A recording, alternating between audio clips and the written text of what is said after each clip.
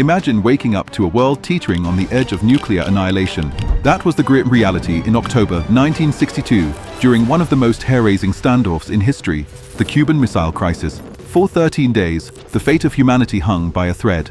But what exactly happened, and how did we avoid global disaster? Let's break it down. To understand the Cuban Missile Crisis, we need to rewind to the roots of the Cold War. After World War II, the United States and the Soviet Union were locked in an ideological and military competition. Each side raced to build nuclear weapons, and tensions skyrocketed when the US stationed missiles in Turkey and Italy, within striking distance of Moscow.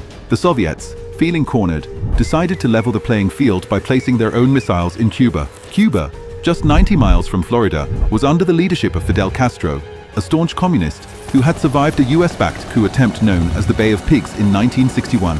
The invasion only strengthened Castro's alliance with the Soviet Union, setting the stage for what was to come. On October 14, 1962, a US U-2 spy plane captured photographic evidence of Soviet missile installations in Cuba. These weren't just any missiles. They were nuclear weapons capable of striking major US cities within minutes. When President John F. Kennedy received the news, he faced an impossible dilemma: act too aggressively and risk a nuclear war, act too passively and endanger millions of American lives. On October 22nd, Kennedy took to the airwaves, announcing a quarantine of Cuba. It was a naval blockade by another name, designed to prevent further Soviet shipments of military equipment. Over the next few days, the world held its breath as Soviet ships approached the blockade line, a moment fraught with tension and uncertainty. Thankfully, rational decision-making prevailed. Soviet Premier Nikita Khrushchev agreed to a deal.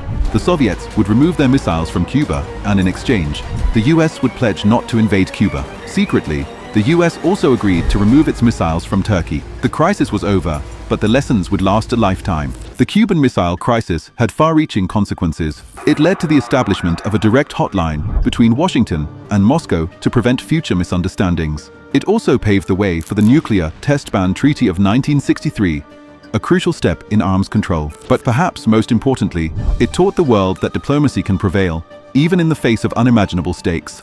This event was shaped by remarkable individuals: President John F. Kennedy, whose steady leadership was vital; his brother Robert Kennedy, who helped negotiate behind the scenes; Nikita Khrushchev, who risked his political career to avoid war; and Fidel Castro, whose actions brought Cuba to the forefront of global politics. Their decisions, for better or worse, shaped the course of history. The Cuban Missile Crisis reminds us how fragile peace can be and how critical it is to learn from the past. If you found this story as fascinating as I did, give this video a thumbs up, and don't forget to subscribe to 5-Minute History for more stories that shaped our world. Together, let's uncover the moments that made history. Thanks for watching, and see you next time.